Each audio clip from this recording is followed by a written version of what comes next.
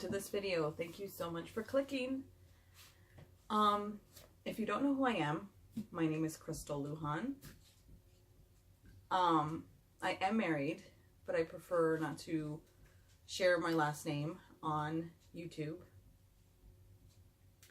I'm best known for having had experienced a cryptic phantom pregnancy.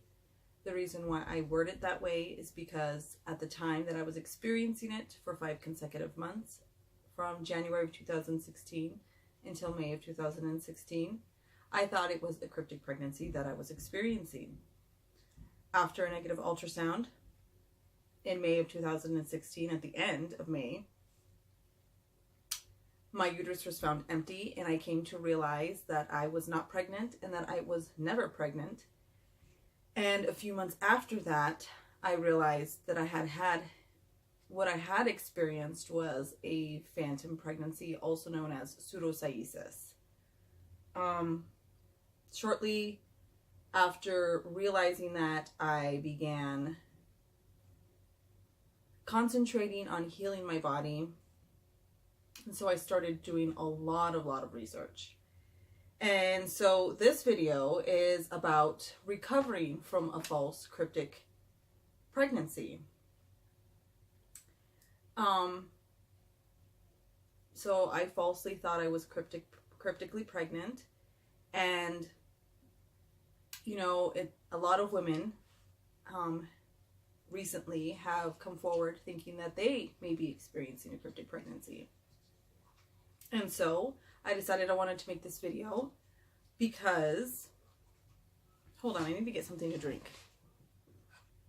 Okay, so the reason why I wanted to make this video is because if you decide that you aren't experiencing a cryptic pregnancy, you may not have decided that you experienced a phantom pregnancy, but you just may think, oh, well, okay, I'm not experiencing a cryptic pregnancy. You know that there are steps to this recovery. You know, if you thought you were cryptically pregnant for a few months to a few years, it is going to take some time in order for you to recover and heal. So these are the steps that I took personally in order to recover from my false cryptic pregnancy. I'm not going to go in any particular order, but I am going to try to get through them quickly for the sake of time. The first one is the most important one, is that I reminded myself that my uterus was and is empty. So the weeks and the months following my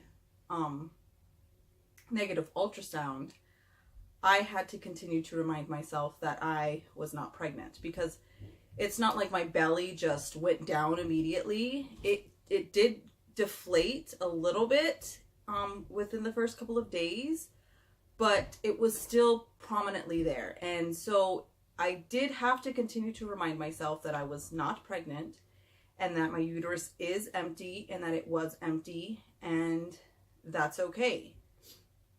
I then had to confront and I had to feel the feelings of my disappointment, anger, grief, and loss in the pregnancy. Because I thought that I was, in fact, pregnant for 5 consecutive months, I had began to bond, and I had begun to feel love and attachment to this possible pregnancy and this potential baby.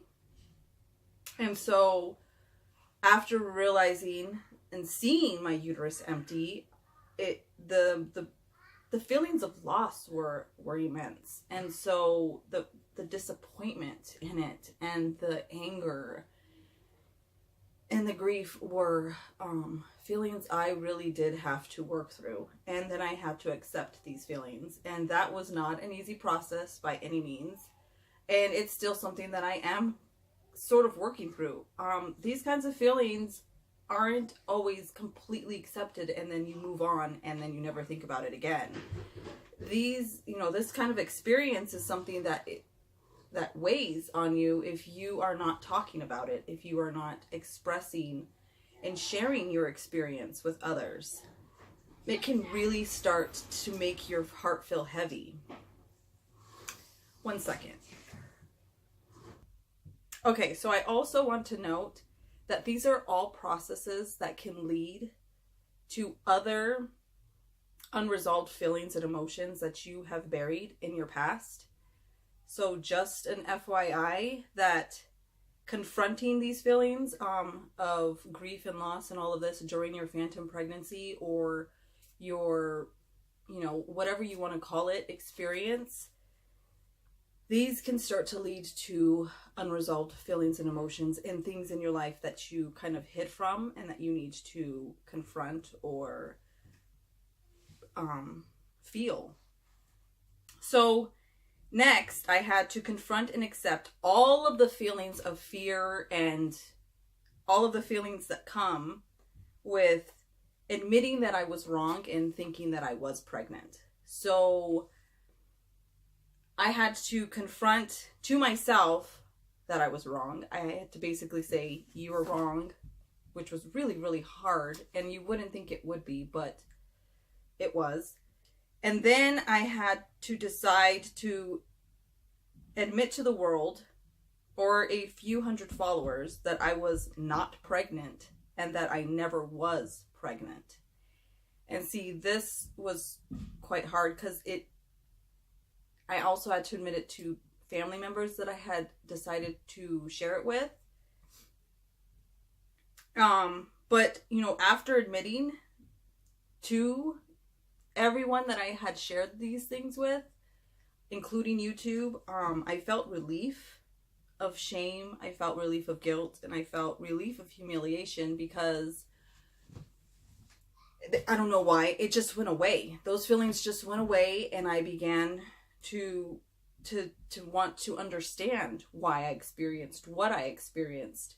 And like I said, when you confront certain feelings that this experience brings up, it will actually start to open up doors that you have kept closed for a long time. And so you might want to look into those things further. Whatever comes up during this time, you may want to look into more after you've kind of felt that you've accepted and healed from this experience. Then you might want to maybe start exploring other parts of your life that you may be avoiding. And then, like I said, I wanted to start to understand better, so I began to research a lot to comprehend what was and has happened to me, which was phantom pregnancy. But you may call it whatever you want to call it. I talked to family members and friends about it. I allowed myself to feel and be vulnerable about the situation because I falsely thought that I was pregnant for 5 consecutive months, and I was wrong. I bonded with a non-existent baby for 5 consecutive months. And so that made me feel, finding out that I wasn't pregnant made me feel extremely vulnerable because I was like, whoa. But I let myself feel that, and I didn't avoid that feeling. One second, my son's calling me.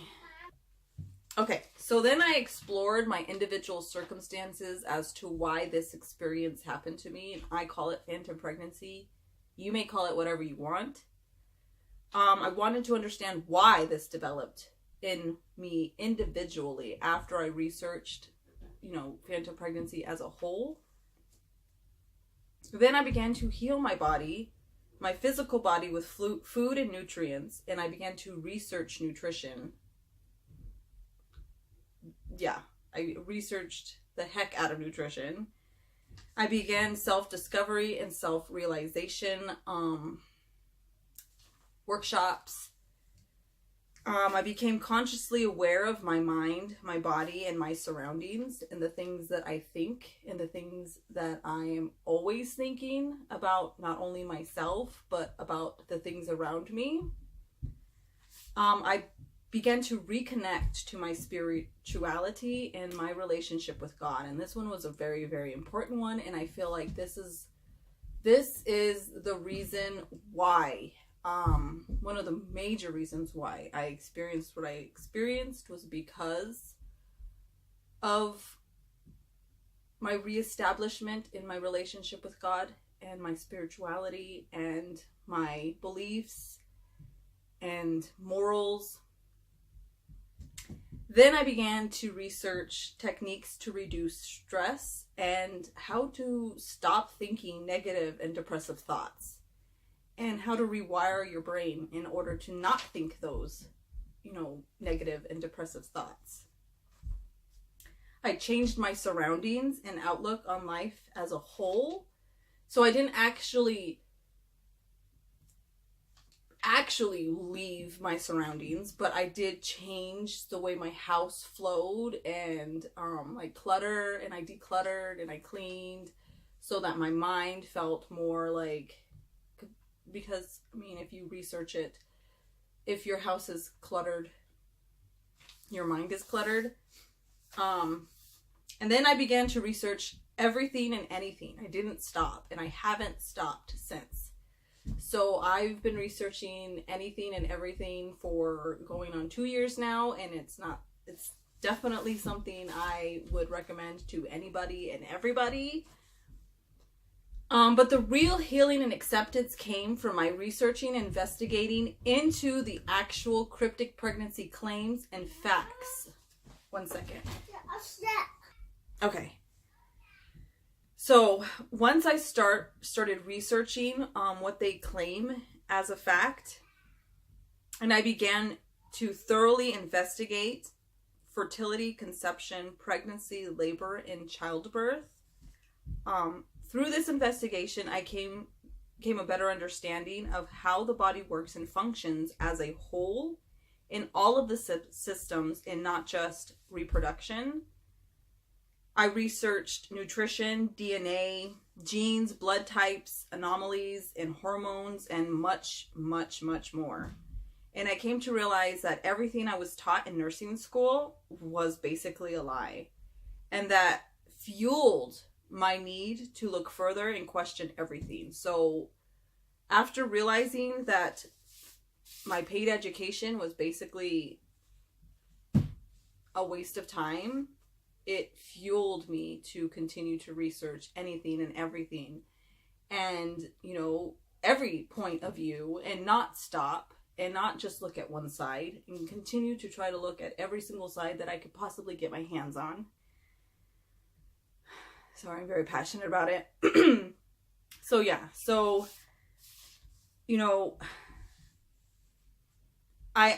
I very much challenge you to research these things yourself. I challenge you to research what the cryptic pregnancy community says. And let me give you some examples.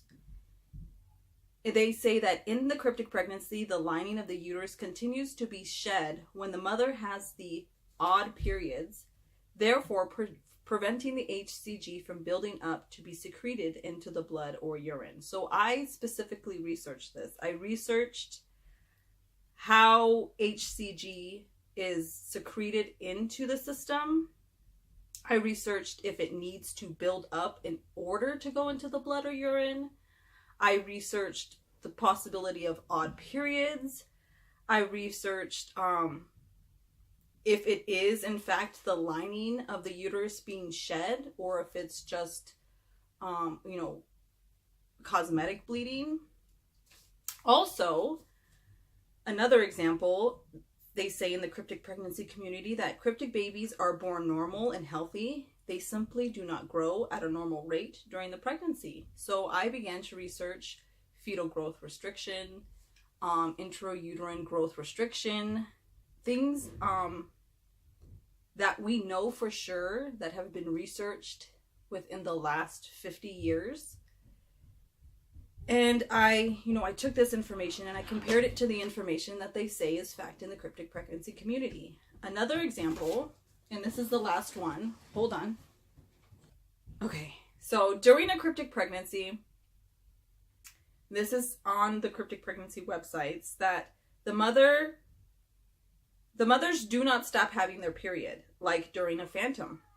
She will continue to experience odd periods until delivery. So I decided to research this information, and I researched if in a phantom pregnancy, if you always stop having your period, and that's not true. There are plenty of women who have phantom pregnancies and continue to have their periods, just like in a cryptic pregnancy. So there's no way to use that as a way to distinguish whether or not you're having a cryptic pregnancy or a phantom pregnancy. So I hope this video helps somebody. If you have any questions, please leave them in the comments below, or you can email me. My email address is in the description box of this video. It's already way too long. So I hope you guys enjoyed this. Again, I hope this helps somebody. Okay, so what else do I want to say? Let me think. Hold on. So I suggest you do the same in researching not only about cryptic pregnancy, but about conception, pregnancy, labor, and childbirth, as well as all things you have been taught to be true. I promise you will not regret it. I definitely didn't regret it. So thank you guys so much for watching. Have a great day. Be well. Stay blessed. Bye. I just can't hide it.